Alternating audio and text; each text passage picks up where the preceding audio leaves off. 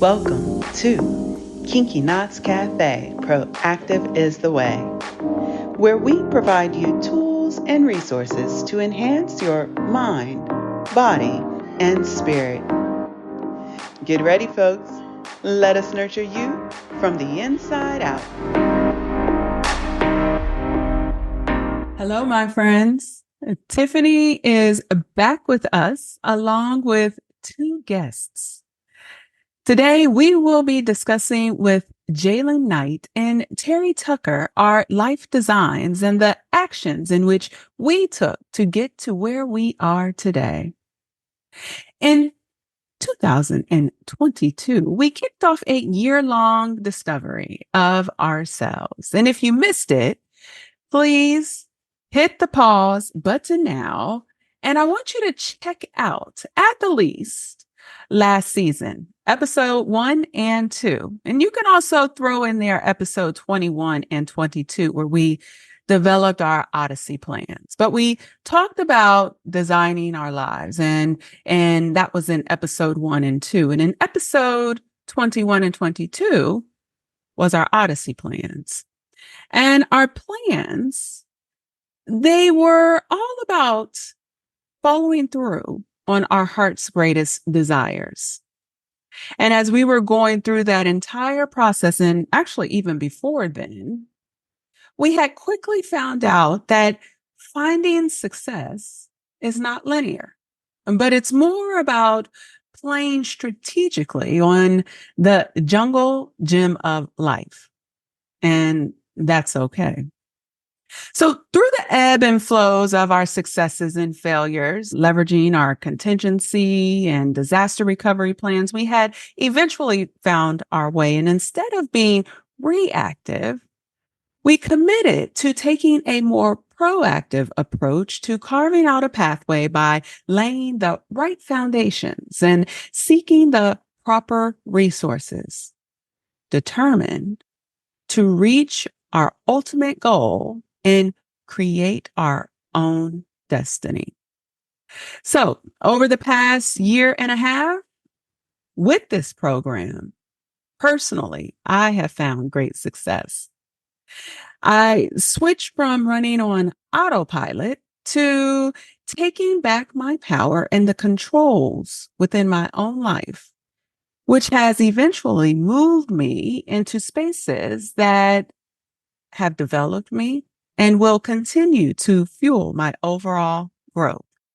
If you want to learn more about that journey, I strongly encourage you to check out the last episode to view links to my Odyssey plans in which I shared, and our year in review. At the end of each year, we do a year in review. We did one for 2022 and 2023 for Kinky Knots Cafe and Proactive is the Way. And that will hopefully shed some light on many of our successes. So our focus this month is to revisit our Odyssey plans and determine where we need to fine-tune our plans. And during our last episode, I shared that I annihilated my Odyssey plans. I created, and what was really interesting to learn is that I found myself playing extremely small in this game of life. And now I am ready to flush out my third plan and begin prototyping this one.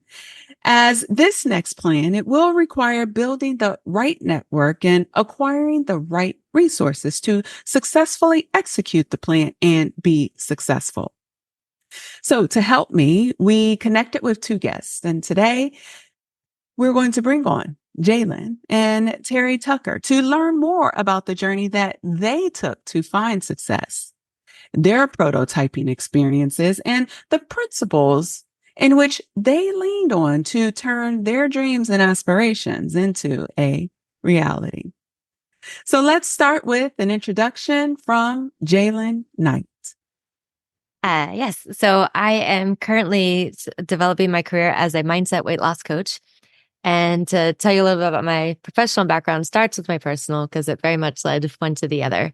But as I grew up, I struggled like a lot of women with my body and with food and had all sorts of body image issues.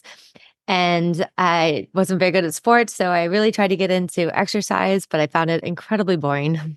So that was quite the struggle, but it eventually led me to becoming a fitness trainer myself, which turned out to be absolutely amazing and profound and was such a great pleasure in my life. And so I've been doing that for the last 15 years, and it's totally transformed the way that I see exercise and fitness. And I took the entrepreneurial route, so I get to decide exactly who I work with. I work with other women who also, like me, weren't that into fitness, but now they've joined our community and they get to enjoy the benefits of having a consistent fitness lifestyle. So that's all been really, really great. But all during that time, as much as I loved teaching the exercise classes, I really wanted to get into life coaching, but I was a little too afraid to take on something new for a while. Mhm. And it wasn't until the last couple of years where I trained with positive intelligence and strengthened my mental fitness that I really developed the courage to take on a new position and embrace the unknowns and the new challenges of developing another career. But that's going well. And so here I am online now as a mindset weight loss coach. Okay, mindset weight loss coach. And so if I wanted to know, like, what's a day in the life of a mindset weight loss coach with a client, what could I expect from you?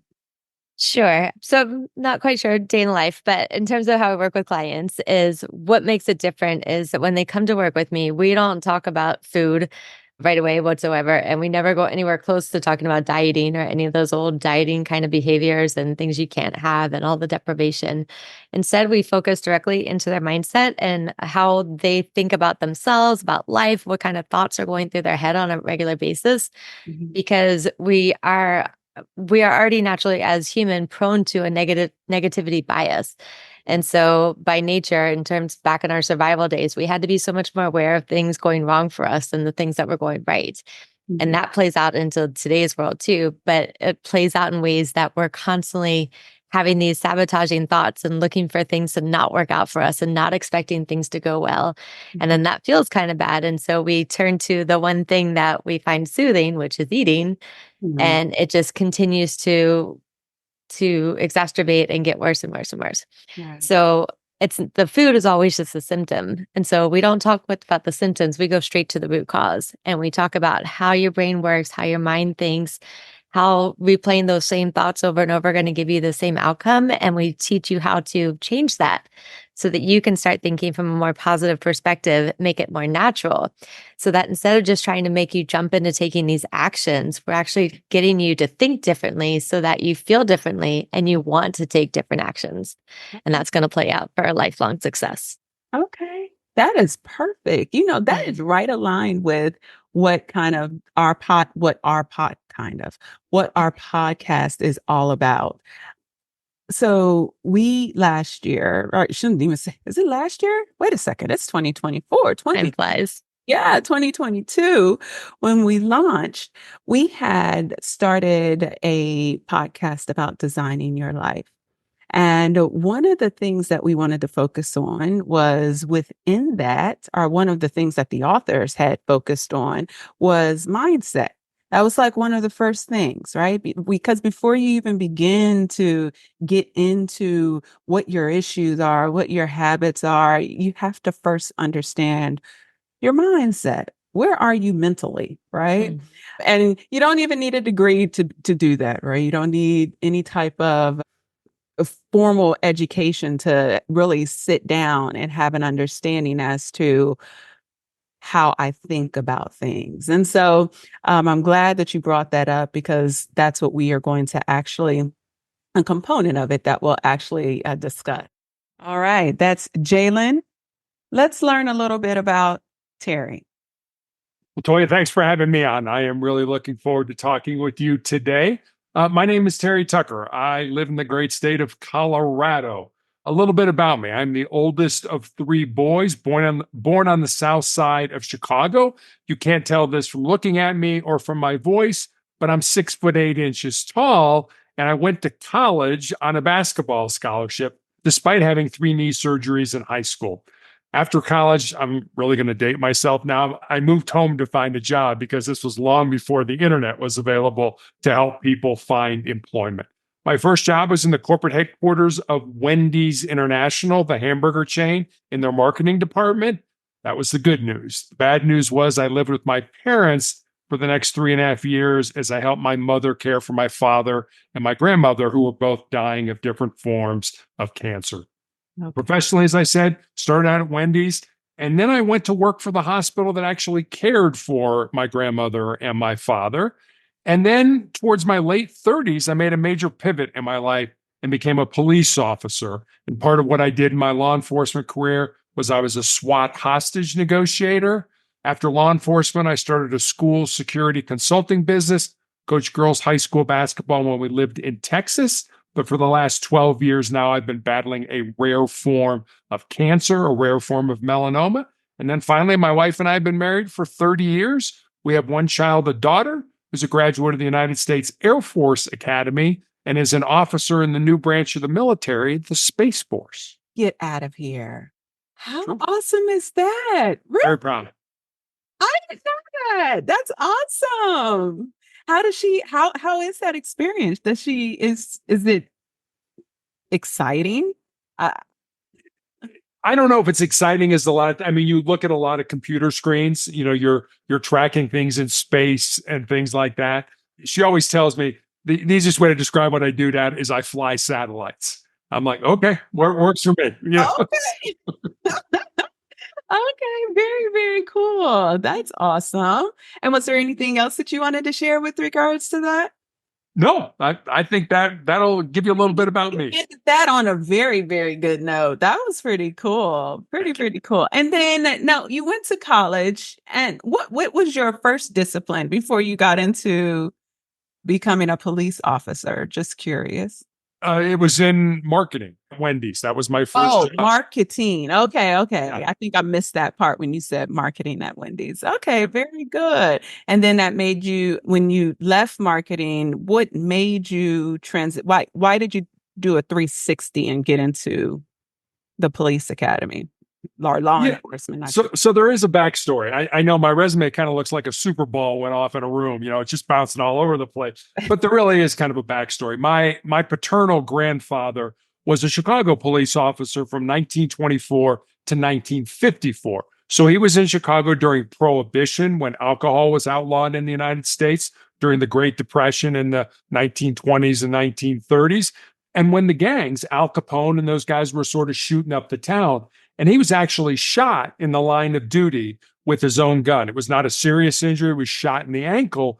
But my dad, who was an infant at the time, always remembered the stories my grandmother told of that knock on the door of, Mrs. Tucker, grab your son, come with us. Your husband's been shot. So when I expressed an interest in going into law enforcement, my dad was absolutely not. You're going to college. You're going to major in business. You're going to get out, get a great job, get married, have 2.4 kids, and live happily ever after. But that's the life my father wanted me to lead. That was not what I felt my purpose was. So I had really my first major choice in my life after getting out of college. I could have said, well, Dad, I know you're dying. Sorry about that. I'm going to go blaze my own trail.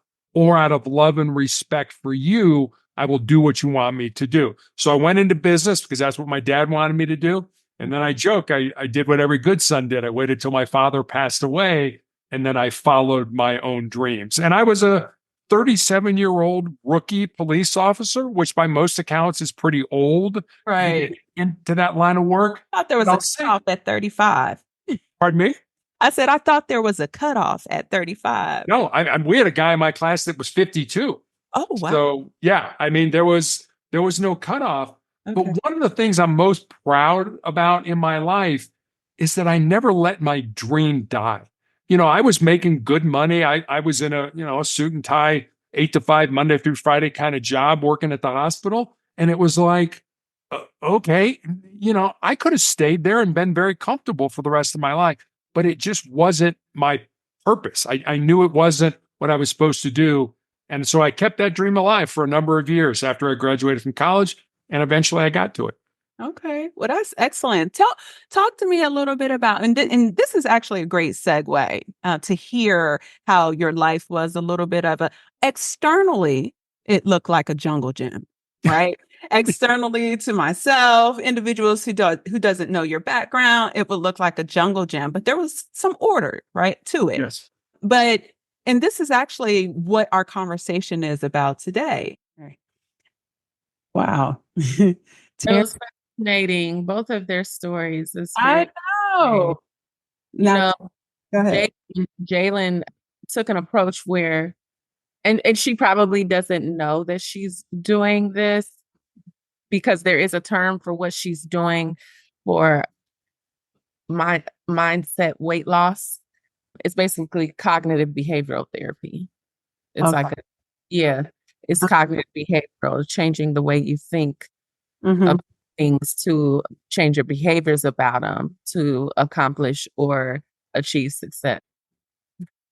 So it's his story was fascinating. I mean, a daughter that, basically gets to fly satellites and then getting to be her coach. Now, did I hear him say he's fighting a rare form of melanoma? Yes. Yes. And Melanoma is super dangerous. yes. And but would you know? No, because he's so full of life. He's so full of And life. you know why? You know why? Because he reached back and he's blazing his own trail. That was what stood out to me from his what he had to share from his experiences. Exactly. Exactly. And I just when he shared his story, I thought to myself, this is what I'm talking about. This is what I'm talking about. Individuals who, like you said, or like he shared, going back, blazing his own trail. And then even through him doing this, and he's experiencing a condition that many individuals would just say, this is my life. I'm done. But for him, he just continues to live life. He continues to be full of life even in this stage within his life. And I just really enjoyed listening to both of them. Jaylin has an amazing story as well because her trajectory or how she transitioned into this space is very aligned with kind of how I've transitioned into it. And then listening to his respective story of being taken off of his path and understanding that he had the capability to come back. Having the capability to not only come back, he pursued his dreams or pursued his dreams. And then later in life, even when he experienced what many would consider a negative instance within his life, he still is full of life, still moving forward. And it's such a beautiful thing. So I would like to carry on with that because, and we'll keep going with Terry more so because I want to start with Terry because he had what you would call a very diverse experience within his life. And I wanted to better understand because he ventured into different disciplines, getting some insight about that journey, about his varied experiences and how he prototyped his way into a new career. So let's take a listen to Terry.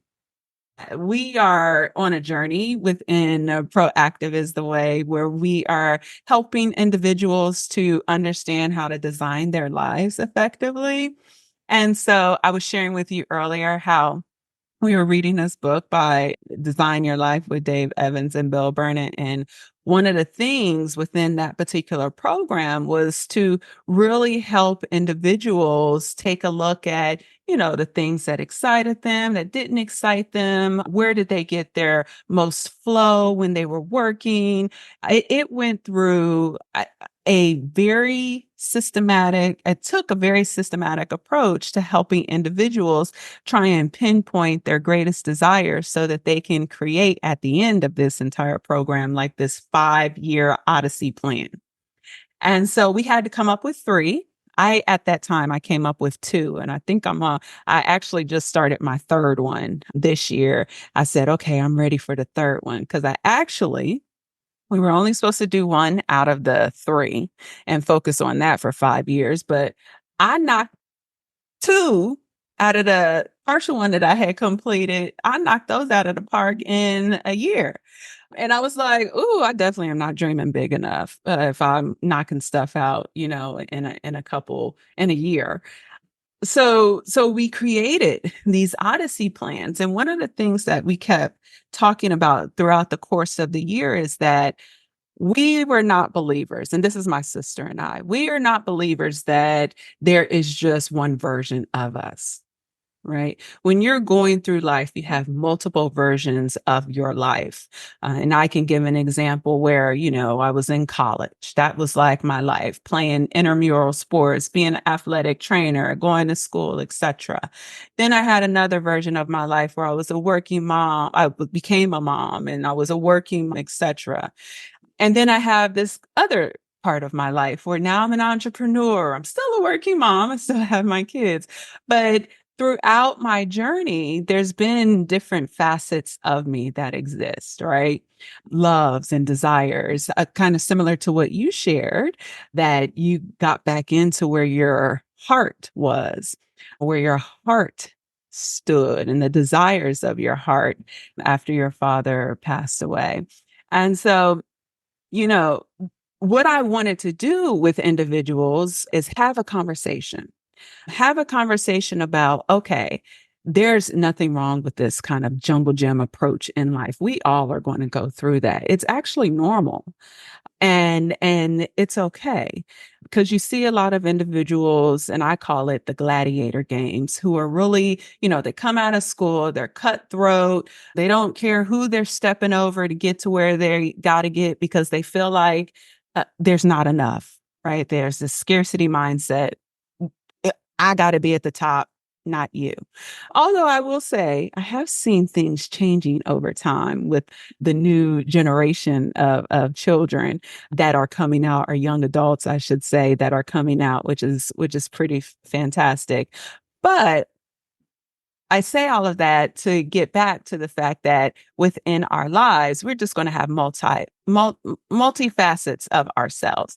And so one of the questions that I was about to pose to you is a little bit off the grid, but relevant, was when you decided to get back into being a police officer, or I'm sorry, going into the law enforcement, did you ever prototype? Did you ever first try to experience what it was like prior to getting into it? Or did you just know, what, I'm going to do the academy and the academy will teach it all for me? Or actually the academy could have been a part of prototyping, if you will. But did you ever think about getting a level of experience before you fully jumped in? I did, and I guess before I go into that, let me kind of piggyback on what you just said, because I could not agree with you more. We tend to talk about our purpose in life, and we talk about that in the singular, like it's one particular thing. And as you mentioned, it's not. It's multiple things. Same for me when I was in college or when I was growing up. It was basketball. It was athletics. That was my purpose. I ate, drank, and slept basketball. I mean, it was really what I did. And then as I got into adulthood, I felt my purpose changed. Now I wanted to be in law enforcement. And now, in all honesty, as I'm probably coming towards the end of my life, my purpose has shifted, has changed again. And it would be great if our purpose would align with our job or our occupation, but it doesn't have to. I mean, your job could be over here. It's what you do to pay the bills, but your purpose is over here. It's to paint or to write or to be a podcast host or to be an activist or whatever it is that you feel is in your heart. So back to your question now, because I think what you said was so spot on. And so many people think there's just one thing that they're supposed to do in life. And there's many things that you're supposed to do in life. Did I prototype? Yes, I did. So my wife and I get married. We moved to Santa Barbara, California. And a circular came in the mail, and I never looked at these things. I always put them in the recycling. Okay. But one day I happened to look at it, and there was a course offered by Santa Barbara City College that said that if you pass the course, it would allow you to apply to be a reserve police officer with any agency within the state of California. So you can imagine that discussion that night at dinner. It was like, honey, I would like to take this course, be a police officer. And my wife has been incredibly supportive. And she's like, go ahead, take the course, see what happens. So I took the course, I completed the course, and I was able to get on with the Santa Barbara Police Department, the city police department. So I would work all week at my regular job. I was a customer service manager for an academic publishing company. I would come home Friday night, put on my uniform, go to roll call, and work all night till 7 o'clock the next morning. And I would come home exhausted. But my wife tells the story better than I do. She said, you would come home just beat up, but with this big smile on your face. And she said, I knew that's what you were supposed to do. And shortly after that, our daughter was born and we moved to Cincinnati, Ohio. And I said to her, I said, look, the bug has bit me. I want to do this full time. I want to go to the Cincinnati Police Academy. I want to go through the process. And that's what I did. So yes, I did prototype it by being a reserve officer. For those who don't know what a reserve officer is, it's just an officer that works with another full-time sworn officer. We don't work by ourselves. And so I got the chance to, sort of dip my toe in the water and see how the water was. And as far as I was concerned, the water was just fine. It was just right. Wow. I love his enthusiasm about his experiences. Mhm. He has so much spirit and energy behind what he believes. And that's lucky in a sense, that may be by universal design, that he's had these opportunities and he was able to blaze his own trail and find something. Because how scary is that? He's from the south side of Chicago, and he probably, I think the south side is not the good side of Chicago, right? I believe so. Oh, okay. But Well, don't put me to on go it. back. Okay. I'll look it up. Right.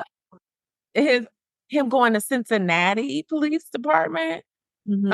and just having the guts and the determination and the way he prototyped himself. Into a career. Yeah, but I can appreciate what he says about, and just like what you say, that it's not one thing. And I believe that as people, we get trapped into believing that there's just this one thing. And we need to unravel that. We need to come out of that thinking, that absolute thinking, that box thinking, that we need to be using all of our talents and our gifts. Mhm. Because how silly is it actually to think that there was just be only one thing when we're like multi-talented. Like, he played basketball, and because of that, he was able to coach his daughter's team, once he had a daughter. Like, it's just, I think we're just boxed into. But if you notice, the people that are most successful, and I like to use Elon Musk, right? Because it seems like he's fearless. Like, there's nothing that bothers him. And of course, I'm sure there is, but like, it's like there's nothing that gets in his path that's going to take him off of his reality for himself, for the world, what his purpose is, or what we see his purpose as, progressive, taking us into the future, Right. that sort of thing. But going back to Terry, he's awesome. Like, you could feel his spirit. Mhm. And behind, you know, all of the things that he has achieved, and what he's still working on. Still achieving. Okay. That's what is so fascinating to me. And I so agree with you about his spirit. The way he came across was just absolutely, he invigorated my soul. And I he, know, he like made me recharge. I'm like, you get your business. You better get your business plan done this week, and you better do it. You better find a clinic. right. But, and just to go back to how he shared when he and you also can tell he's humble, right? He's humble and he has that level of respect.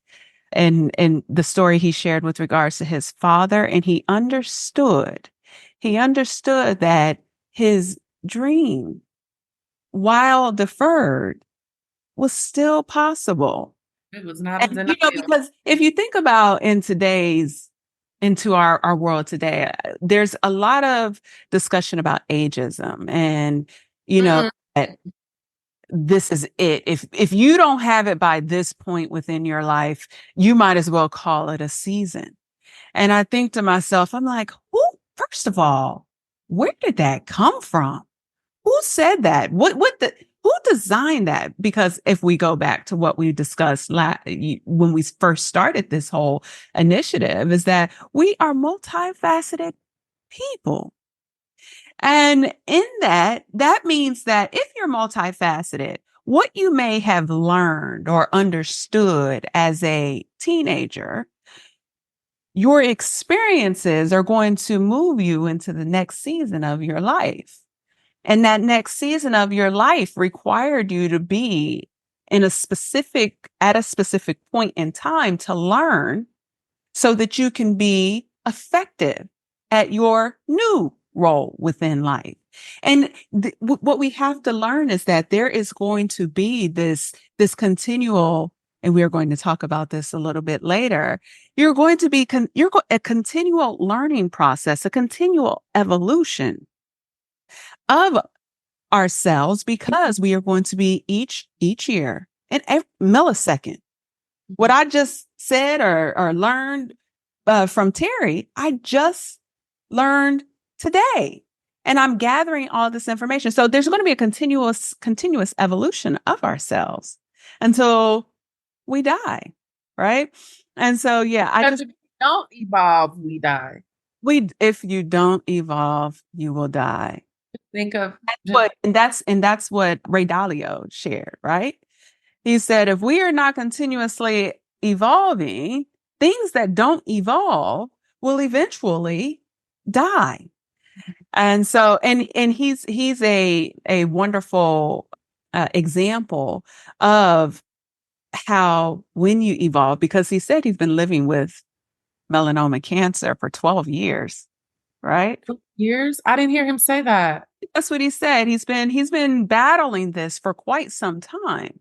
And I Oh, thought to myself, I'm like, you know why you are so successful at battling this condition is because you understand that through your evolution, and he's going to talk to you a little bit more. I don't want to give away some of the things that he's sharing about what he's going through, but because you are continuously developing yourself, you have hope.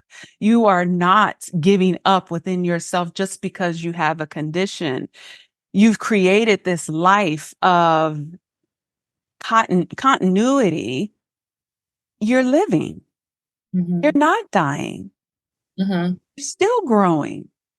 And so he's just such an inspiration, even He is an inspiration, and he's so like I just love his spirit. Like energy is just off the chain. And we'll talk a little bit about that. I don't want to give anything else away with regards to our future conversations. I keep trying to hold myself back, not to jump ahead.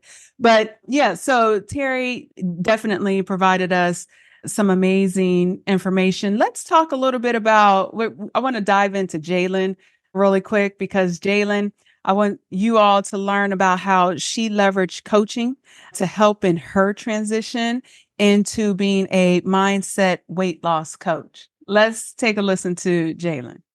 Yeah, so I looking back on it, I can see that I did do prototyping, but I didn't know that's what I was doing at the time.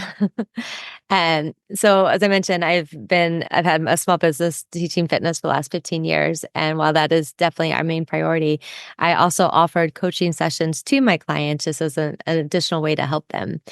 And so I'd offer them a one-on-one session where we'd sit down and, just kind of ask lots of questions and really explore different things that were troubling them. And the amount of profound insights and breakthroughs that we came up with from these challenges it was just so wonderful to see them experience that. And then the side benefit was that I was also getting a lot of my own insights and learning and growing from having these conversations and just things I wasn't expecting to benefit from in this way.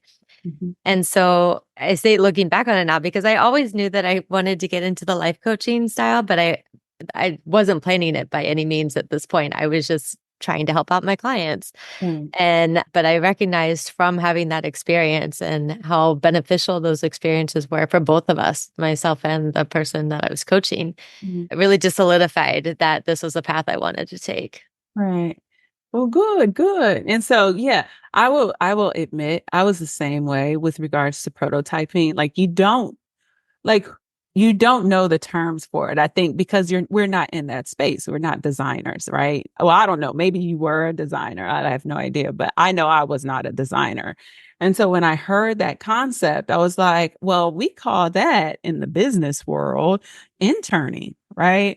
Where you go through, you get an internship or an apprenticeship of some sort. So if you want to talk about prototyping, that's kind of what we would do. But it's a little bit different, right? In the designer's world, they prototype with expectations that they are going to fail.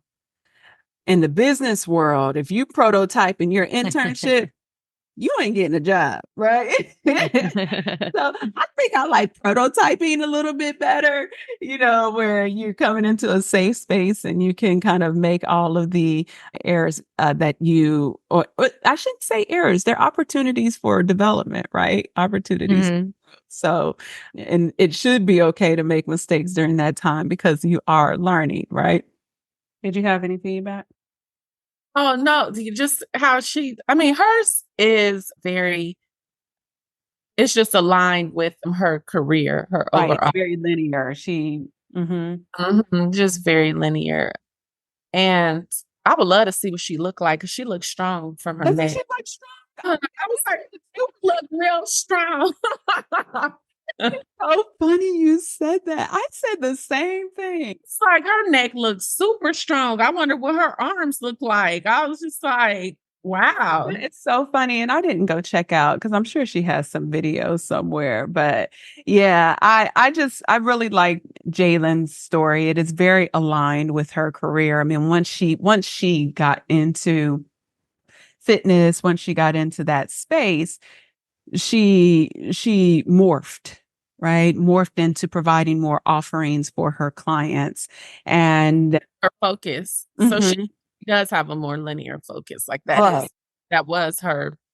It sounds like that was her goal. Right. Well, and she said it, and I think this is something that we have to be aware of as well. When we're using certain words like prototyping, these are words that are coming out of a particular industry, right? And we might be doing it within our space. For example, in the business world, I was sharing with her, it's in an internship, it's an apprenticeship, etc. In the medical space, what do you guys call it? A residency, residency, or pretty much residency because it's everybody now. Right. And so she was sharing, I really didn't think about it like this. I didn't realize that I was experimenting, but I was. I started out with providing my clients a level of service, and through providing that level of service, I started offering coaching, and then I realized they needed more. And so I decided to go back and get some certifications so that I can give them more and provide them not only just coaching with regards to weight loss, but also making sure that they had the right mindset. And so I think that when we think about our prototyping, if you will, just be mindful that it can be called multiple things. However, I will share, and I shared that with her, is that within different spaces, though, prototyping can make or break you, right? So in the business space, if you are within an internship and you make mistakes, and a lot of mistakes, right? That internship is not only for your experience to know if this is what you want to do, if this is what you want to do, or even to learn, It's also the company's opportunity to determine as to whether or not they want to hire you. Right. So just making sure that folks are mindful about that. But I will say, I really like prototyping. And I wish more companies, organizations, different entities, whether it be in the medical space, although I'm sure that there's some legalities that hinder individuals from permitting that in terms of the mistakes.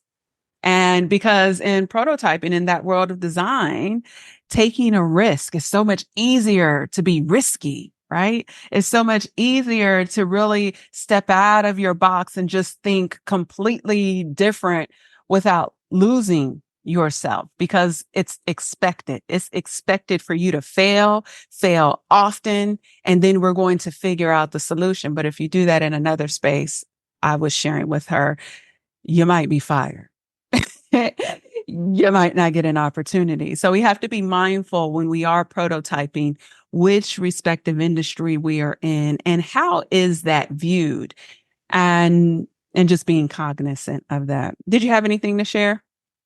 As I get older, and I know we said like we're not ageist by any means, Mhm.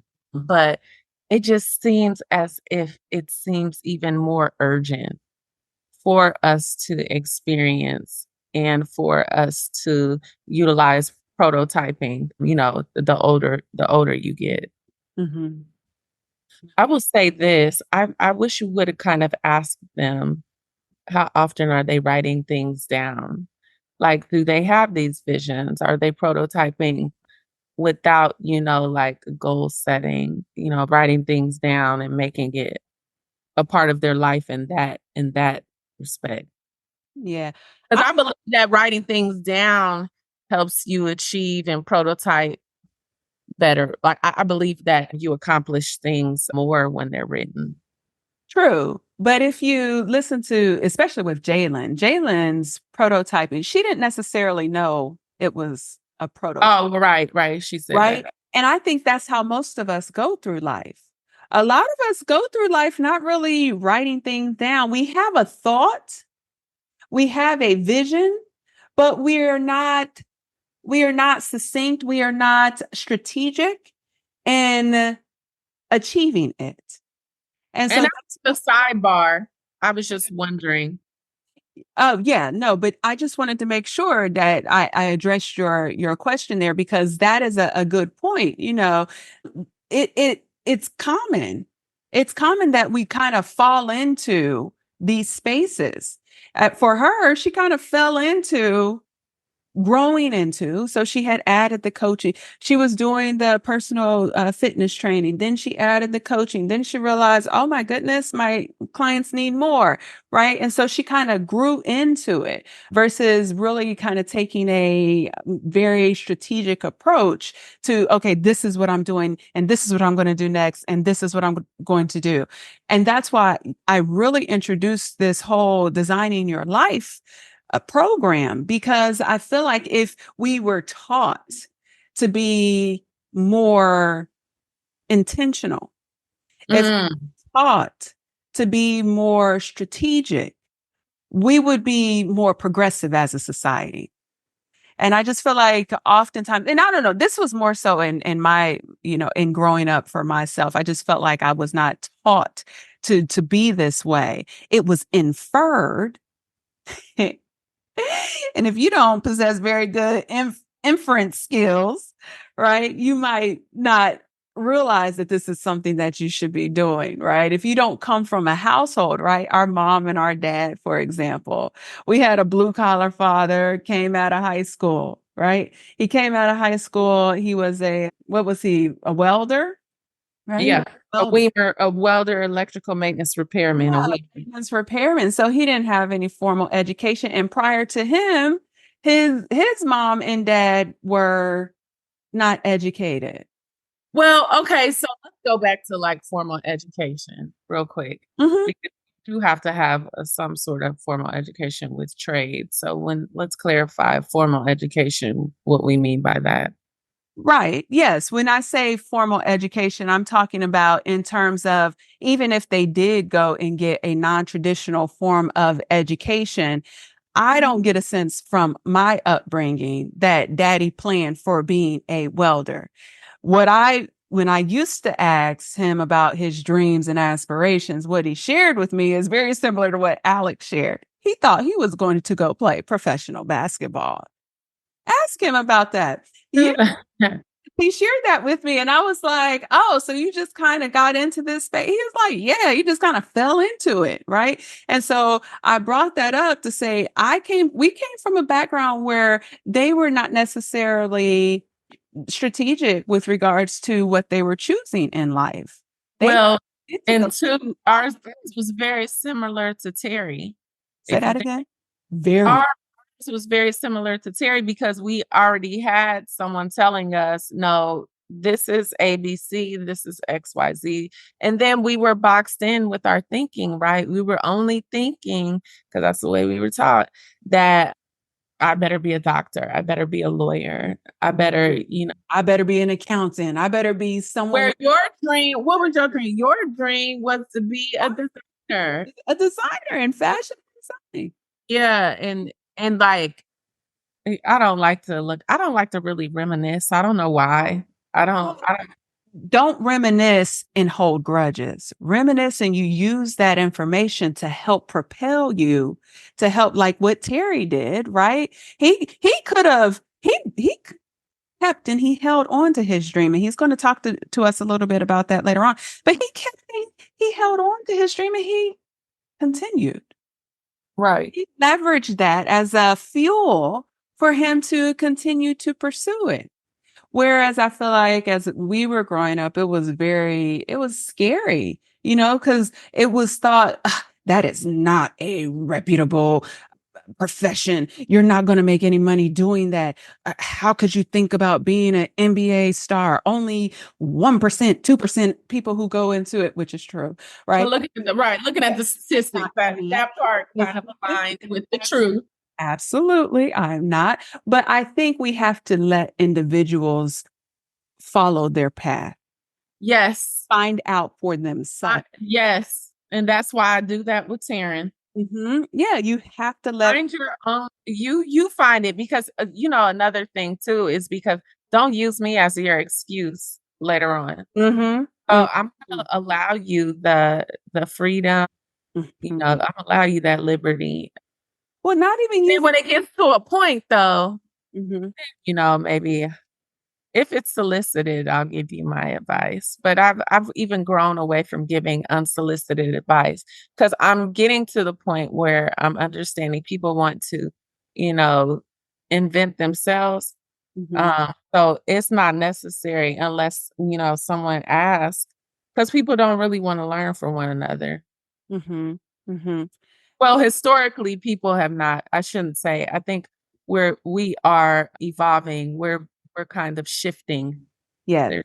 We are shifting. We are shifting. We are shifting. And because if you don't learn from one another, your trajectory with regards to where you want to go and is going to be extremely slow. And why would you want to go through the painful process of the learning, the going back to the drawing board, Right. etc.?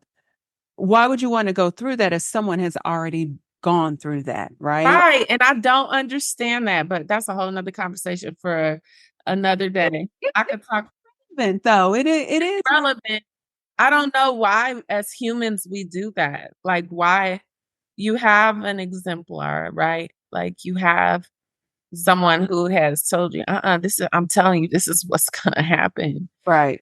And you still gotta try it out for yourself. Now, in some instances, it's okay to do trial and error, but I think for the most part, if we took a sample size, right, 1, 2, or 3 folks and went and interviewed them, and not when I say an interview, I'm not saying like, for a job opportunity, but very similar to what they mentioned within this prototyping experience, take a few folks and you go and you have a conversation. You go and have a conversation with regards to, hey, what was your experience like? What was your successes? What were your failures? If you had to do something differently, what would you have done, etc.?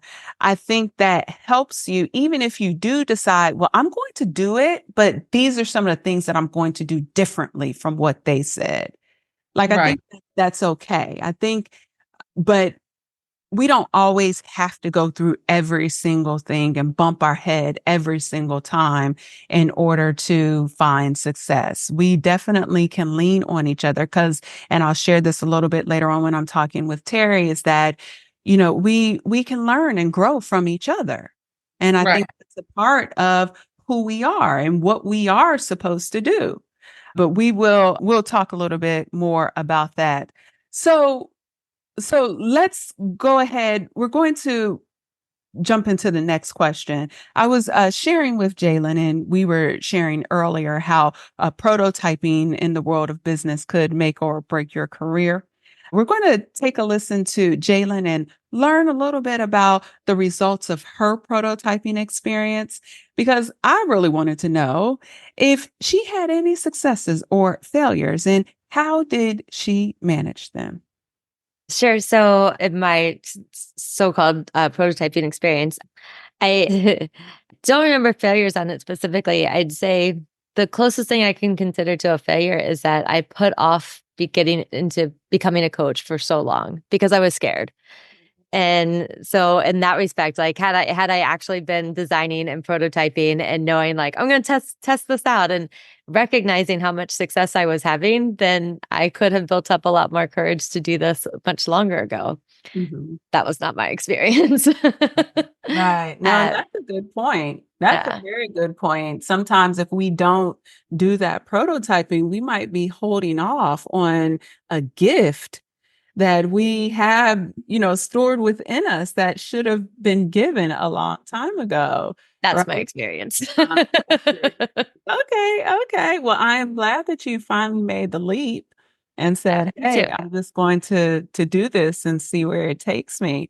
And then that piece you shared about the fact that you grew, right? And not grew in terms of just being a coach, but personally. Is that what you mean in terms of learning from your clients? It helped you personally? Yes. And I think that's so much from just the coaching model of just asking open-ended questions and like everybody just kind of lifts up, right? So even though I was helping them and helping them discover new things, they were helping me discover one, how to be a better coach, which was great, but also just different insights into them so that then I could then take that to my classes and then treat other people in certain ways and like just recognizing and just understanding people so much better than I already did. And also understanding myself so much better, understanding how to communicate better. So yeah, there were tons of side benefits that I did not expect and were really happy to have had. Very good. Very good. Well, I'm glad that you had those positive experiences. And even and I won't call it negative because I call it constructive feedback, constructive criticism. Oftentimes folks don't like that word criticism, but I'm always like, no, it's good. You want people to give you that feedback so that you can find a way to improve. Because if you don't get it, you'll be walking around thinking you're the SHIT hmm and you're not, you Yeah. know? And for his new clothes and all. Yeah, no, really. You're walking around and people will be like, "Ah, she thinks she's the stuff, etc." And you're like, no, I just really haven't gotten really good feedback. I don't know that I'm doing this. Because, sometimes you got to have somebody who's on the outside looking in hmm to help guide you along that path to improvement. Improve. Right. Yeah. Because you don't know what you don't know. You don't know what you don't know. And I think a lot of people make assumptions that folks do know. Cause I do. I see a lot of folks who walking around. I'm like, she don't know she doing that. He don't know. He don't know. Like and I don't know if it's because of age, because I'm more mature and I can see it, but I have so much grace for a lot of people, because I'm like, I now put myself in their shoes and I'm like, he grew up in a home where he had helicopter parents and they was always telling him he was the best and he does, so I don't think he knows, and so maybe I'll be the one to tell him. I've lost a lot of friends, but that's all right. I'm sure hopefully over time they've found their way and improved. Yeah, you have some thoughts on Jaylin?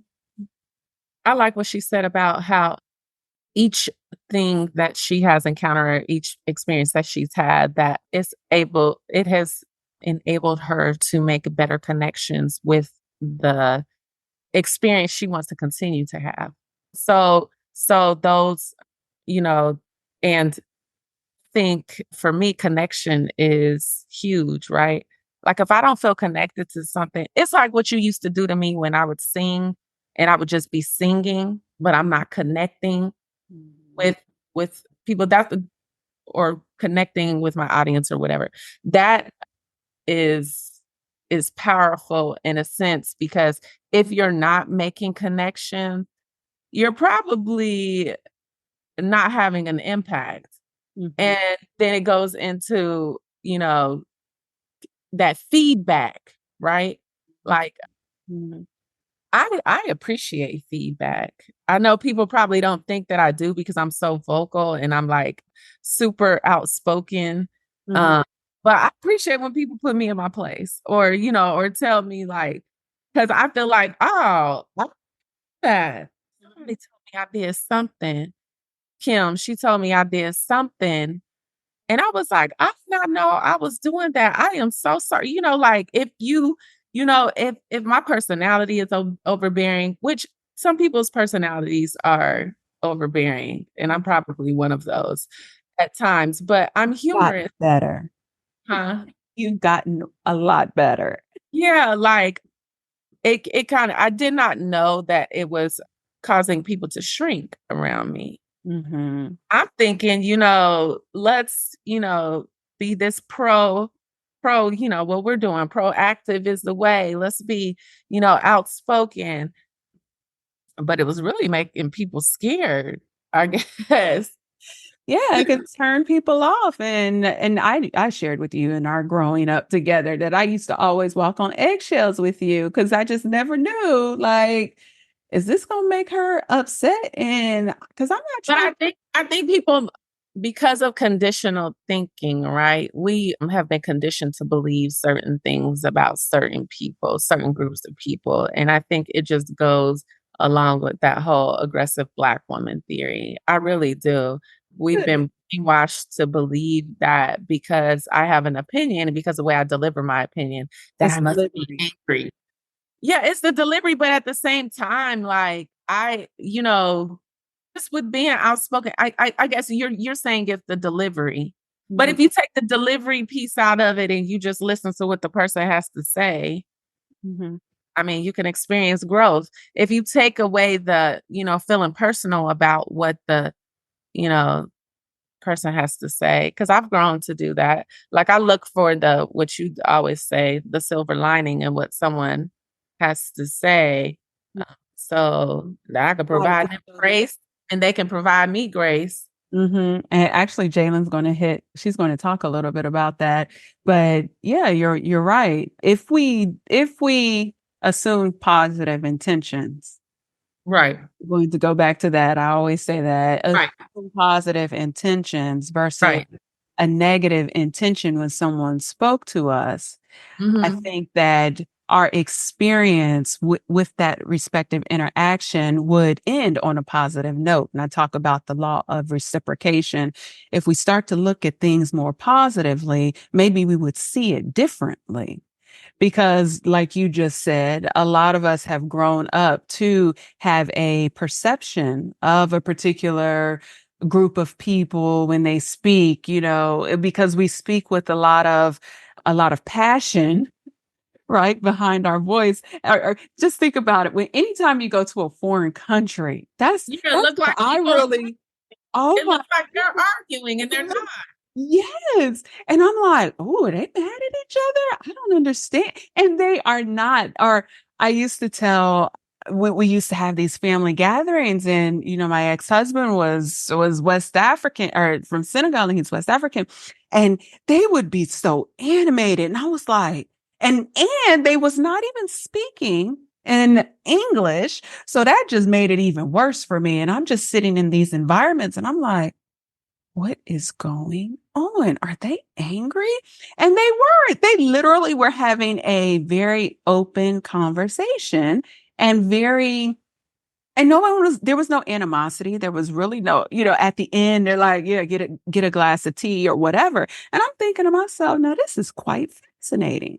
And so I just feel like, if we kind of took that approach where when we saw a group of individuals who was from a different culture or a different ethnicity, that we assumed positive intention until we gathered further information. I think we're so quick to respond, right? We're so quick to Evident.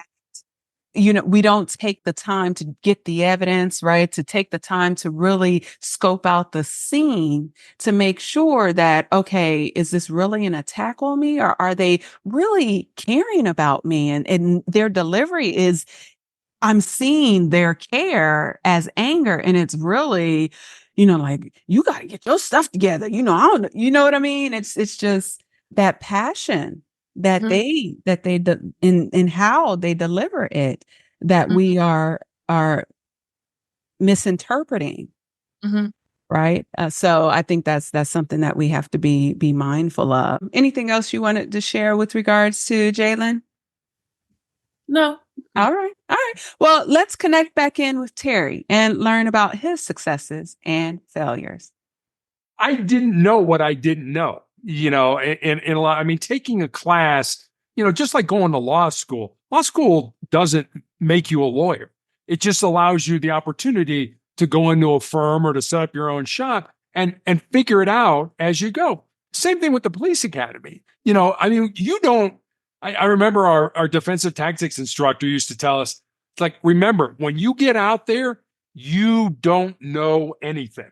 Just because you have completed the police academy, don't run out there and think you know everything about law enforcement. Find the people, find the mentors who will teach you how to do certain things. And I remember when I was a reserve, my training officer and I pull up, we get dispatched to an automobile accident. And we're kind of securing the scene. And one of the drivers comes up to me and says, "Hey, I live right there. I really got to go to the bathroom. Can I go to the bathroom?" And I'm like, "Oh, yeah, sure. No problem." And my training officer was like, "I can't believe you let this person leave the scene of an accident." Well, it's right there. They just wanted to go, and I'm all the things you don't think of, like what did they have on them that they needed to get rid of before, we found it or whatever the situation was, that was a big mistake on my part. And okay, I'll tell you right now, I never made that mistake again. Nobody ever left the scene of an accident. I mean, fortunately, nobody got hurt. And if they had something, we didn't get it. Okay, it's not the end of the world. But yeah, I mean, the road to success is paved with failure. And people who don't think that anybody who you look at as successful, whether it's a musician or a doctor or whoever it is, a teacher, whoever you feel is really good, I promise you, those people failed. And they failed multiple times. And you should fail, especially when you're young. You should fail as much as you can because it means you're extending yourself. You're getting outside your comfort zones. You're doing things that you don't know anything about, and you're trying to figure life out. So many people don't do that. So many people, there's a entrepreneur by the name of Ed Milet, and he talks about the 4 types of people in the world. And he said the first type are the unmotivated. And he said that's the vast majority of people that you will encounter in your life. He said the second group are the motivated. He said it's kind of a carrot and stick approach to life. If I do this, I will get that. It's a life simply based on motivation. It's kind of low level, but it works for a lot of people. The third group he talks about are the inspirational people. The word inspiration coming from 2 words, in spirit. If you're an inspirational person, you move people with your energy. And then the last group he talks about are the aspirational people, where people aspire to be like you. And whenever I speak to groups, sometimes, if it's a good crowd, I'm like, all right, show of hands. How many people are unmotivated? Nobody raises their hand. You believe Milet, that's the vast majority of people. People just, I'm just kind of muddling through my life, and I'm okay with that.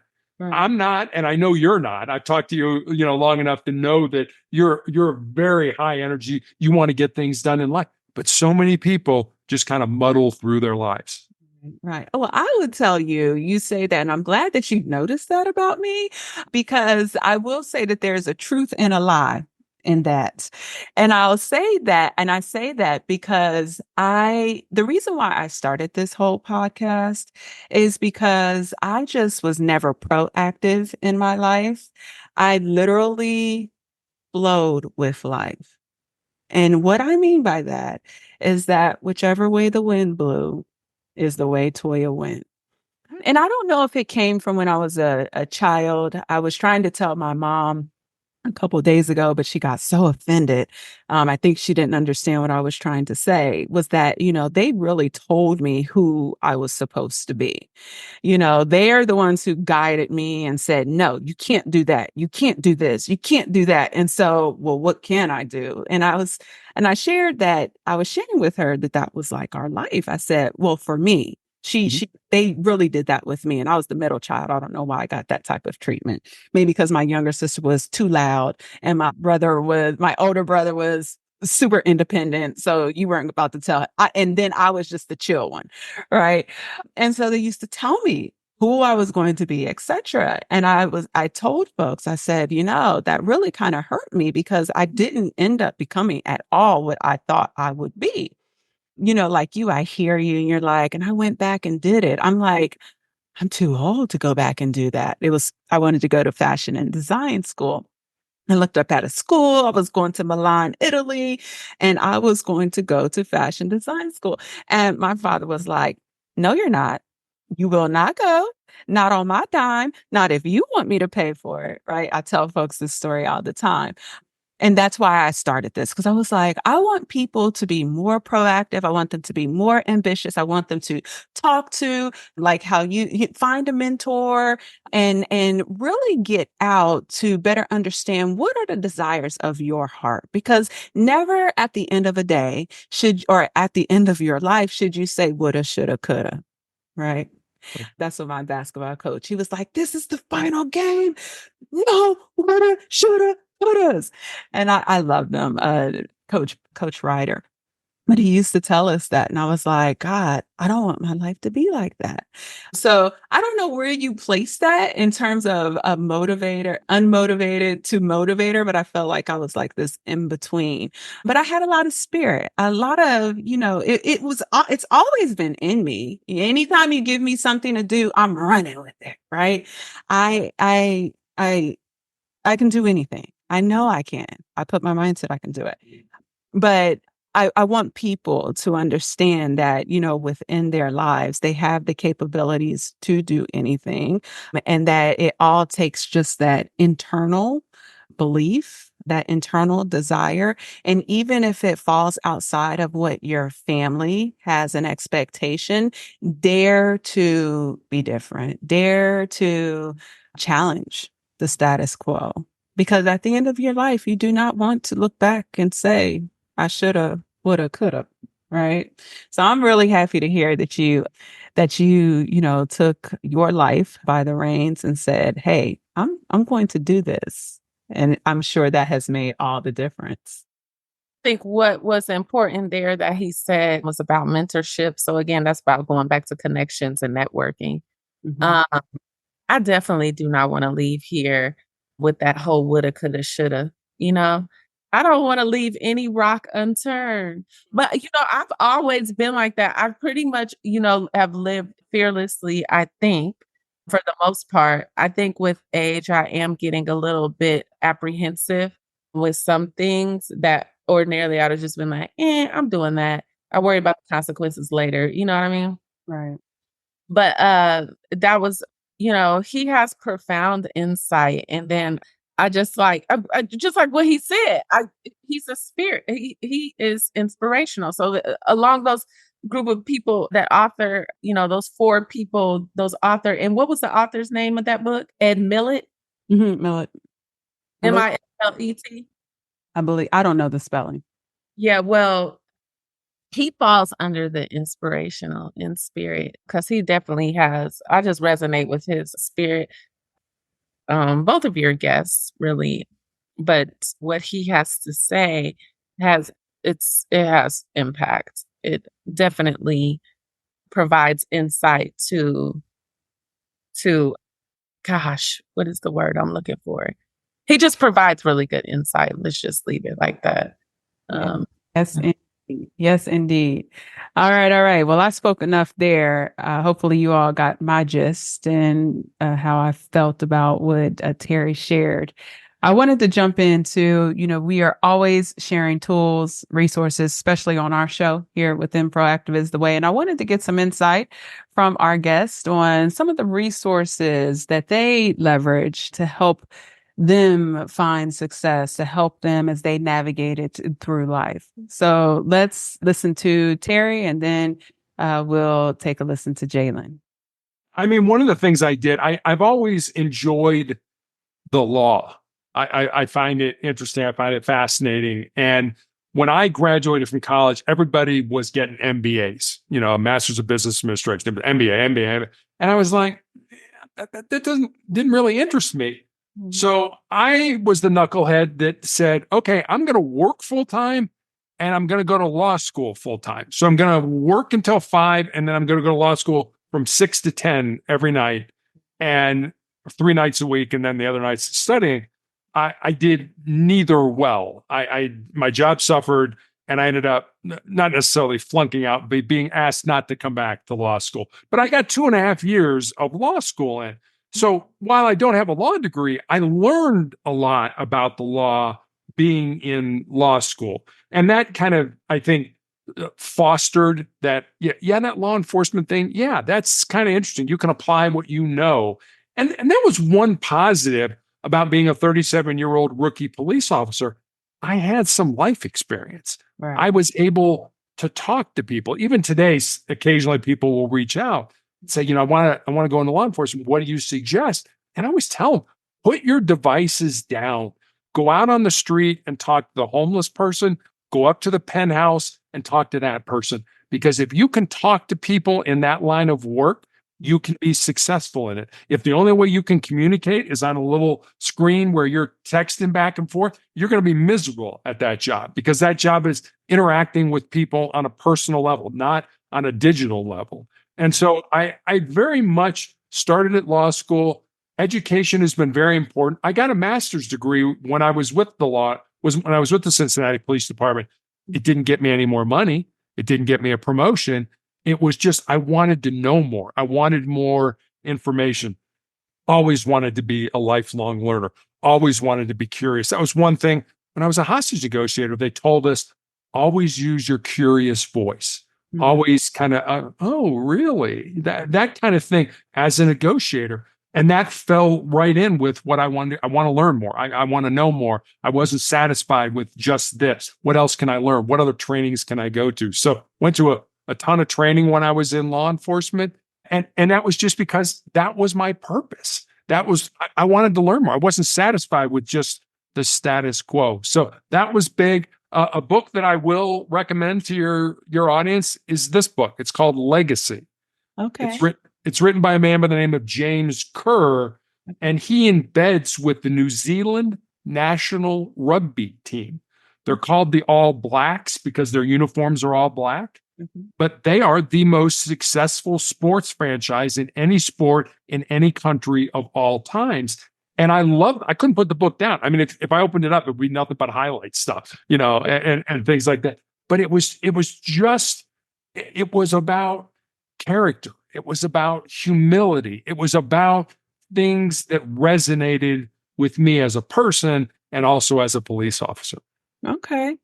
That is amazing. Okay. And it's by James Kerr and it's called Legacy. Legacy. Yeah. All right. Kerr. Yep. All right, folks. Definitely check that out. I have to check that out as well. And it focuses more on character or that team and their plight within becoming who they are today. It does. I mean, I think back on my own life and, I would I would have a job interview, for example, and you would do your research and you would know the people and you would know the industry. Right. And you would go in and you think, oh my gosh, I better know the answer to every question that they ask me, or I don't stand a chance at this job. What the All Blacks say is when they're bringing a coach or a player on, we don't expect you as an individual to have all the answers, but we expect you to work within the team to come up with the appropriate answer. And I think, boy, what a different way of looking at that. It's like, you don't expect me to know everything. And then the character part, I remember I was interviewing for a marketing job, and I was meeting with the senior vice president of marketing, and we spent an hour and a half in this interview. And we talked about my entire life from the time I was born until the time I graduated from college. Wow. And at the end of the interview, I asked him, I said, I've got to ask you this. I've never had an interview like this. You never asked me one question about marketing. You never asked me one question about business, my background, anything. I said, why did you do that? He said, well, I've got plenty of people around me that will tell me whether you're good at marketing, whether you would be a good fit for our team. Right. He said, but I want to hire people of good character. And I believe character is developed in the first 20 years of your life. And character is caught. It's not taught. So you're not going to read a book on character and say, okay, I got a great character. You're going to watch how people handle situations. And you're going to say, boy, I really like the way she handled that. Or boy, he didn't handle that very well at all. And that develops and builds your character. So, again, thinking about the weirdest job interview, I didn't get the job, by the way, but the weirdest job interview I ever had was talking about character, and I didn't even know about it. Right. Just interesting ways of trying to get the right people into your organization. And that's very true. I worked in HR for 20 years, and when we would interview or do pre-screening of individuals, we did as well talk a lot about them from a personal perspective, because a lot of companies, when they are looking to hire you, it's more about, do I really want to be in this space with this person? 8, 9, some 10, 40, 60 hours a week sometimes. And so it is about the character. And if you possess the right type of character, that we can develop a good working relationship, because you can always be taught. That's, you can always be trained and to be an effective employee. But that character piece, if you're missing that, definitely we're not trying to and hire someone else because nobody want to work with you. Right. Right. So that's awesome. There was another piece that you said with regards to just continual education. One of the things that I used to tell my sister, who's a co-host with me on the Proactive is the Way, is she's a consummate learner. And I was telling her, I said, you never stop. Like, she's in doctoral school, and just consummate, continuous. And she really inspires, because I'll be honest with you, I had never thought to apply to doctoral school. And that was okay, because I get my education through other means. I do things like this. I read books. I go to training, seminars, different things of that nature. And I think we need to be mindful of that too. Everything does not have to, in terms of education, doesn't have to be a formalized. It can also be, that non-traditional form of education as well. So, but she inspired me. I was like, so I applied to doctoral school. I got accepted. I was like, oh, Congratulations. wow. Yeah. Thank you. I'm still struggling though. I'm like, is this something I really want to do? And it's actually within my discipline, but I have transitioned, as we were talking about with regards to the jungle gym, I've transitioned into another space that's not HR related, leadership training, etc. But so I'm still thinking about it, but yes, thank you so much. I'm excited that I had got accepted into the program.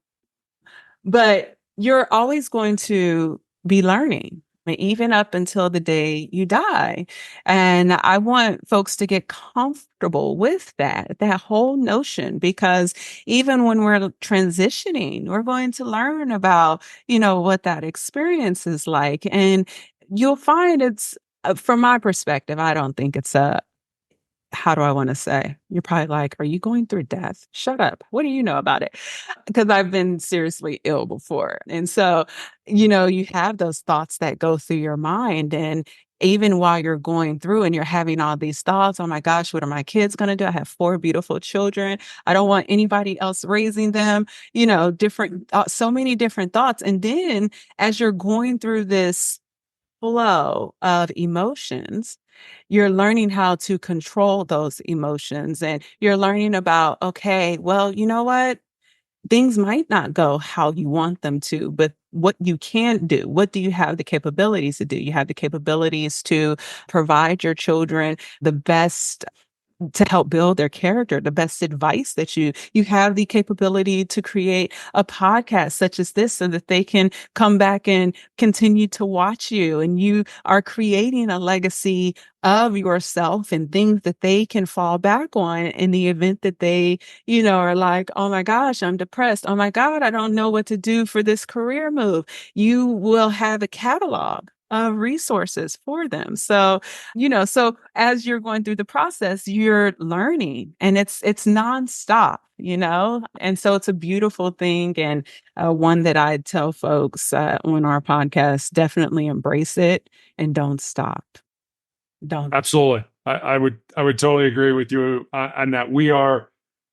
Kids are like sponges, and they see things, they hear things, they do things. You want to be a person of good character. You want to give your kid, everything you possibly can to be the best person they can be. But there's a point in time where that is a transition from being a parent of a child to being a parent of an adult.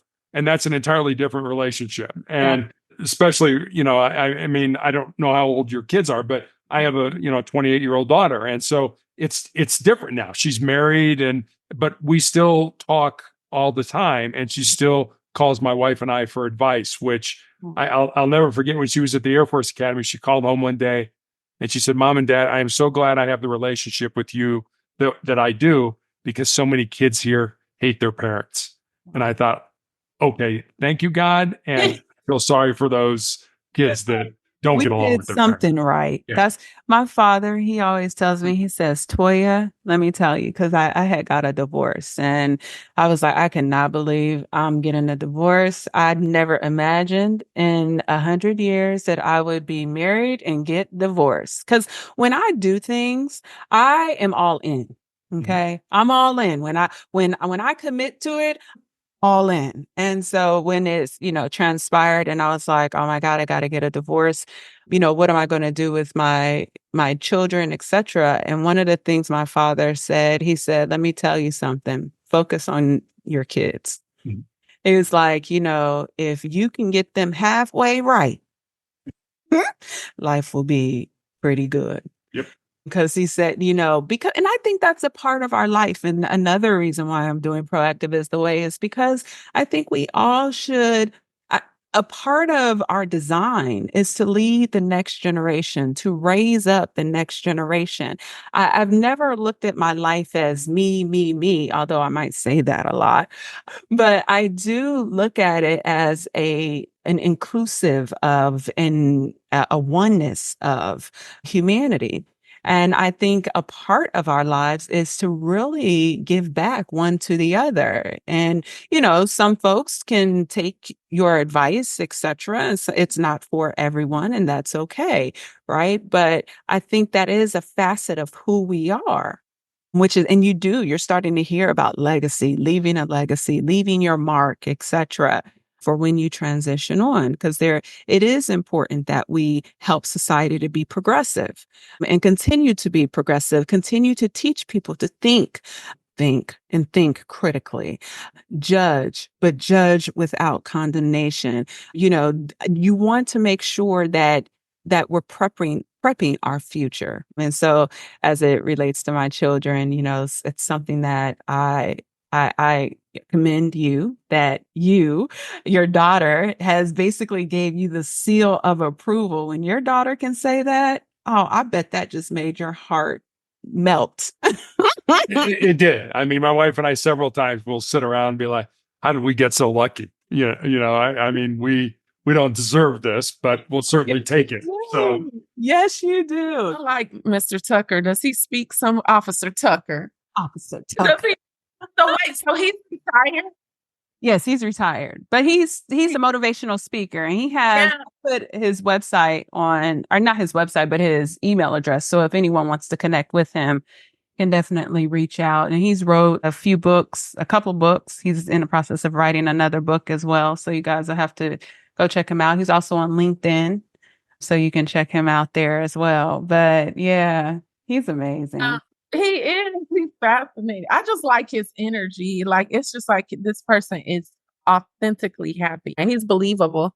And most of everything that we're doing, we just have to get buy-in, right? Even with our prototyping, even with our designing our life, we even have to buy in to what and continuously buy in to what it is we're telling ourselves that we want to do, to accomplish and achieve goals. Well, yeah, especially if you want to influence the future. And for him, you can tell he has complete buy-in to what he's doing, and he believes in and is very passionate. And he can get others to buy in. Exactly. Yeah, he's good. But yeah, I'm gonna check that book out. Of course, I do audiobooks, the James Kerr Legacy. Yeah. I'm gonna continue you to look up Terry. Because you know what else is fascinating about him too is that he also has a story. So like also like battling this cancer, and melanoma can be devastating, as it was, Quentin's grandparents. Both of them had melanoma. That's what they died from. Oh, Complications from skin cancer. Mhm. Yeah. So because it metastasizes, it invades the body. But I mean, it's not necessarily something people with melanin have to worry about, but definitely fair skinned people have to worry about that. But yeah, I checked that book out. I'm gonna listen to it on my way. I got like 5 Audible credits. Look at me.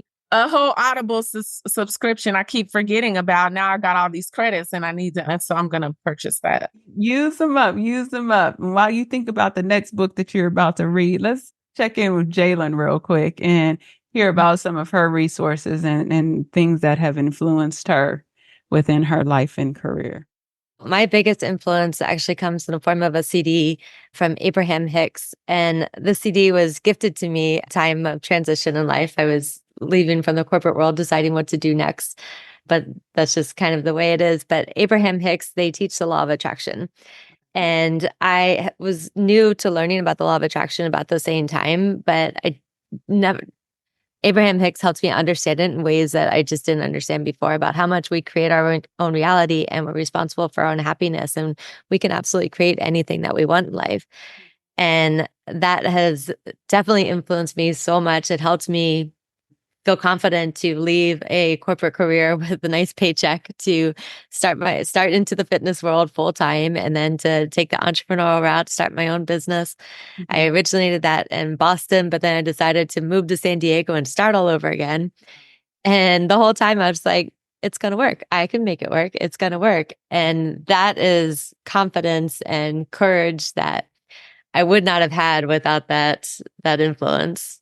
Absolutely. I appreciate it. And mindset, right? You had the right mindset to do this, right? Absolutely. I tell folks, because I went into the fitness world, but I wasn't forced into it, but it was a path that I never envisioned.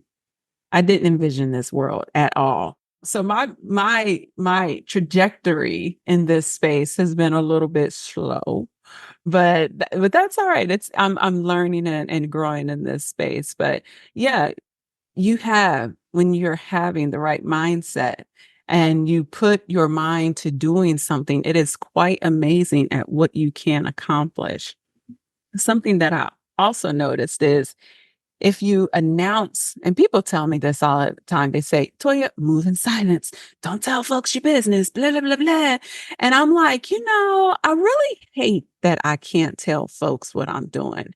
And I say that because what has really helped me is telling folks what I'm doing. Because you know what it does? it make you accountable. Uh-huh. Right? You're like, oh, I done told somebody something. I better get that, I better get that done. And so I was like telling people, I love telling folks I got to do something because it holds me accountable. And accountability, mindset and accountability are just like two things that you truly need in order to bring things into fruition, which is To create. fantastic. Yeah. Yeah. First of all, I love Abraham Hicks and I love The Secret. The law of attraction is very relevant. And if you learn how to use it, it is very beneficial. But you have to be, again, the word you used earlier, intentional about what it is and what you're trying to align with. Because if you're all over the place with law of attraction, you might attract some total BS.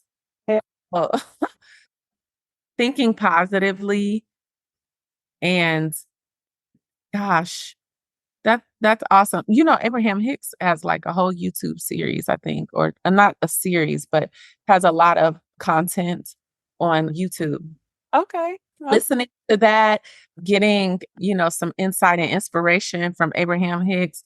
So yeah, those are the kind of influences and the kind of connections and networking that you need to make to be successful, or to be that person who's like, you know what, once you get tired of the organizational politics and you're like, I could actually just do this by myself.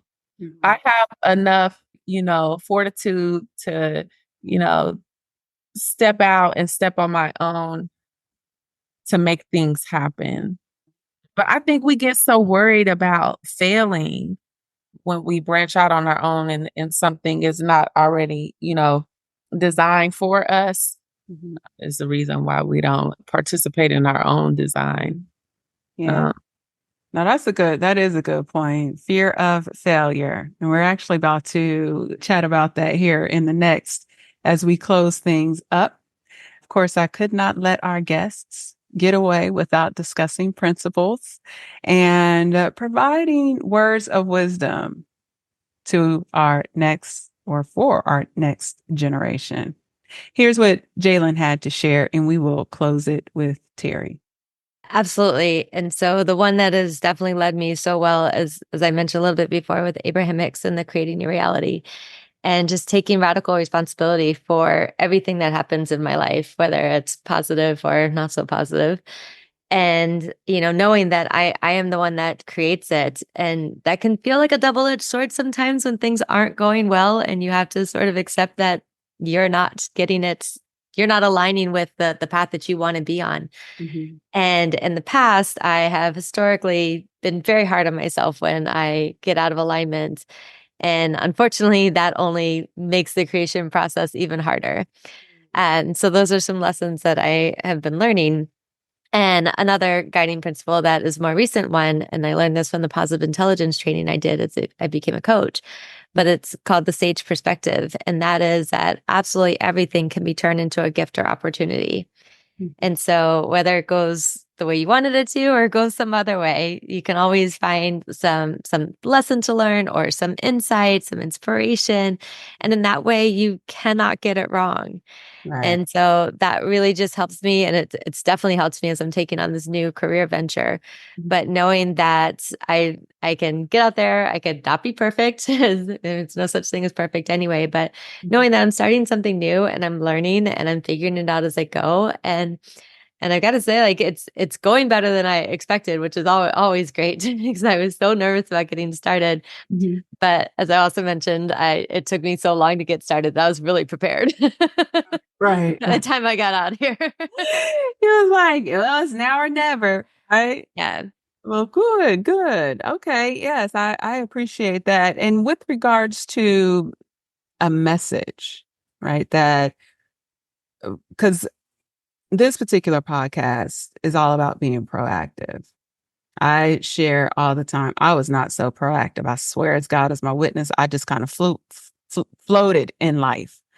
I was a very artsy person, so I just knew I was going into that space, and I walked in and breathed and was art. If the how do I want to say the stereotype for an artist. So I just kind of flowed with life. But anyways, so I want to talk to the young folks, right? I want to help young people be more proactive in their approach in life. And so if you, given what you know now, if you had to leave a message for the next generation, what are some lessons or principles that you would leave to ensure that they stayed on the right path to success? Yeah, I'm going to have to borrow another one from Abraham Hicks. Like I said, they've been so influential in my life, but to let everyone know that they're born with a guidance system, that you can tell by the way you feel whether you're on the path for you or not. And if you're feeling positive emotions, then keep going in that direction. But if you're feeling any kind of negative emotion, then that is your indicator that there's something's not right, whether you need a different mindset about it, a different approach to it, something, but you get to know. And that's whether you're making career choices or food choices or anything in between. You're born with that, and you can trust that intuition that you already have. Intuition is so key. We don't train ourselves to listen to that In and to fact, we do the opposite, right? do the exact opposite. And I find it very disheartening because it's a given skill and an innate skill that we all have been given. And the fact that we don't help to train us to better understand how to leverage it is disturbing, because I think a lot of individuals, and I'll go to why I think we don't do that. It's because they want folks to lean on, whether it be a religious institution or a particular law, but never what is internal. And Right. we have an internal guide that speaks to us. And for the life of me, I do not understand why we choose to ignore that. So that's a magnificent point that you brought up. And I hope that our young folks of today take heed to understand and know that you yourself have an internal guide to lead you on the right path to success as well. All right. Let's close it out with Terry and get his thoughts and perspectives as it relates to principles and words of wisdom. I have seen a lot of people in life, and we were talking about this earlier, that seem to think that we're all born empty. And that when we get out of school and get into life, whatever that looks like for us, that then our job is to fill up our empty self, to get a great education, to get a great job, to make a lot of money, to drive a nice car, to live in a nice house, to have the latest gear. Right. What I found, and somehow by doing that, you will be happy and fulfilled. And what I found is it's just the opposite. We're not born empty. We're born full. We're born with everything we need to be successful in our lives already inside of us. We just need to find it, pull it out, and use it to our benefit. So our job in life should not be to fill ourselves up. Our job should be to empty ourselves out, certainly for the betterment of ourselves, but also for the betterment of our families, of our friends, of our communities, of our country, etc. And it's just a different way of looking at life. I'm sure your audience remembers Fred Rogers, Mr. Rogers, Mr. Rogers' Neighborhood. Mhm. Well, Mr. Rogers educated so many kids on public television, including me growing up. When Fred Rogers died in 2003, his family was going through his effects, and they found his wallet. And inside his wallet was a scrap piece of paper on which Mr. Rogers had written 4 simple words: life is for service. So keeping that in mind, my life should be about something that's bigger than me. And I learned that in sports. I learned that from being part of a team, to be part of something that's bigger than yourself. You realize on a team that if you don't do your job, not only do you let yourself down, but you let your teammates down, your coaches down, your fans down, etc. And if you think about it, the biggest team game that we all play is this game of life. It is the game of life. Wow. You know what? You just ended on an amazing note. You you hit the That is very, very beautiful. There was one component that I want to go back to on the Mr. Rogers. The last word that you shared. Can you articulate that word? Because I don't think it came across very clear. Service. Service. Thank you. Thank you so much. Okay. Yeah. A life is about service. Life is about giving back. And one thing that you said, and I always like to share, is that we should, when you said we should be emptying ourselves into others, pouring into others. What folks don't realize is that there is a law of reciprocity that exists. And if you are someone who is a giver, if you are a giver of knowledge, a giver of love, a giver of all of these things that help to fulfill us, how nature is designed, it is designed to reciprocate. And so, even if you are pouring yourself out, best believe you are also receiving, which is why you can continue to pour. It's very difficult when you're doing that and you're living that type of life for you to ever be empty, ever. So I really love how you ended that. That was fantastic. Was there anything else in which you would like to share with our audience today? Can I tell you one more story? I love your stories. Go ahead. So, as I mentioned, I've been battling cancer for the last 12 years. In 2018, I had my foot amputated. In 2020, I had my leg amputated. And I had a nurse recently ask me what it was like to have my appendages amputated. And I told her it certainly hasn't been easy. When you're 6'8", learning how to walk again, falling is not an option because you get hurt from this height. But what I told her was, cancer can take all my physical faculties, but cancer can't touch my mind, it can't touch my heart, and it can't touch my soul. And that's who I am. That's who you are, Toya. That's who everybody who's listening to us is. And we spend a tremendous amount of time working on this vessel, this body that we have. We go to the gym, we eat right, we get enough rest, we reduce stress. And I'm certainly not saying or suggesting that you don't do that. But what I am suggesting is maybe every day, spend a little more time working on who you really are, your heart, your mind, and your soul. We know we're going to die. We know this body's going to decay and go away.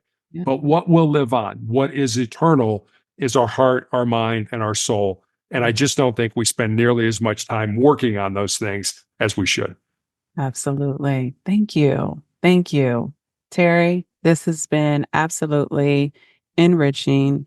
You are definitely a light within this world. You have definitely left a beautiful legacy. A beautiful legacy you are leaving, I should say, a beautiful legacy. And I do wish you much continued success in your recovery, success in your health, and continue to stay strong. Thank you very much for having me on. I really enjoyed talking with you. Absolutely. Thank you so much. Well, folks, that's a wrap. Next, the tangential mind.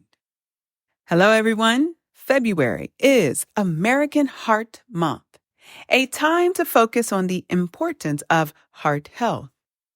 Did you know that heart disease is the leading cause of death in the United States? Take charge of your heart health by eating a balanced diet, staying active, managing stress, avoiding tobacco, and getting regular checkups. Small lifestyle changes can make a big difference, so let's work together to keep our hearts strong and healthy. Your heart matters, so take care of it today. To learn more about the American Heart Month, please visit heart.org. Join us in 2 weeks as we begin our next series on developing our critical thinking and decision-making skills. It is said that we possess two systems that drive the way we think: the fast, intuitive, and emotional system, and the slow, deliberate, and logical system. By understanding the interplay between these systems, we will learn to recognize and mitigate cognitive biases, make better decisions, and improve our overall cognitive abilities. We will learn about these two systems by reviewing the book Thinking Fast and Slow by Daniel Kahneman. Through engaging anecdotes and decades of research in psychology and behavioral economics, Daniel reveals how these systems shape our judgments, decisions, and biases, and offers valuable insights into human behavior and decision-making processes. We look forward to you joining us, and in preparation for our discussions, please visit Kinky Knots Cafe's approved book list to pick up a copy of the book. Details are enclosed in the description. To access all replays or learn more about Kinky Knots Cafe's Proactive is the Way, please visit www.kinkyknotscafe.com. Proactive is the way, my friends. Take good care.